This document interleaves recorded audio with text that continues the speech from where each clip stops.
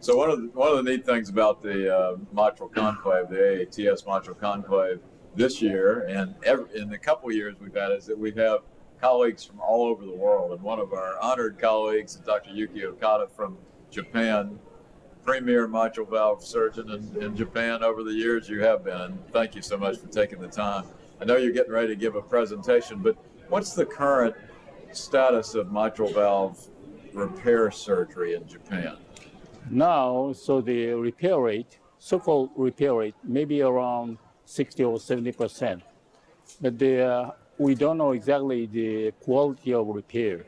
But maybe a lot of recurrent mitral regurg after repair happen, I guess. So it's very important, I guess, I believe, that the very, very basic concept and the intraoperative control and et cetera, it's very important to educate. So while the number of procedures have gone up, you're appropriately concerned about quality and outcomes. So doing the same thing of looking at outcomes in the operating room, you know, making sure you don't leave with MR, all the things that have been emphasized. And I know you're heading that up. And is there? You've also emphasized the importance of really getting everybody who takes care of that patient involved, the cardiologist, the echocardiographer. Yeah, of course. Of course. So the modern modalities or image modalities, echo and MRI and CT, and anyway, echo demonstrate, you know, the precise mechanism of mitral regurg anyway, 2D or 3D.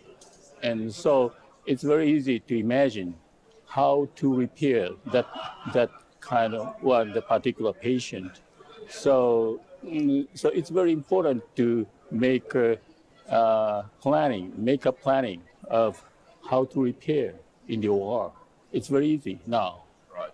But almost 20 years ago, you know, we didn't have a good modality. So the repair or not repair just depend on the surgeon's experience.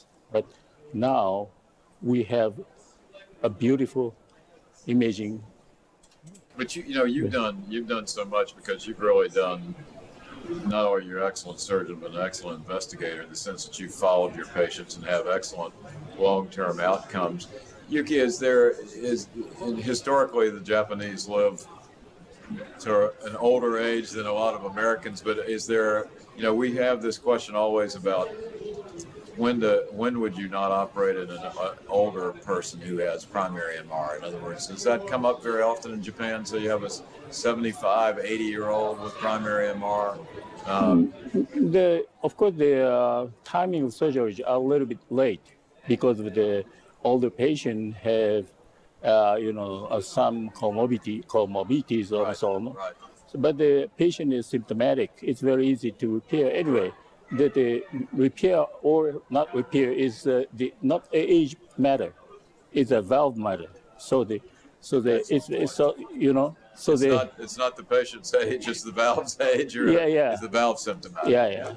Anyway, I myself have more than 100, mitral valve repair in the patient age 70 years old, 75 years old, older, and the 5 years survival more than 80%. That's phenomenal. So you've done more than 100 in people over 75 with excellent 5-year survival.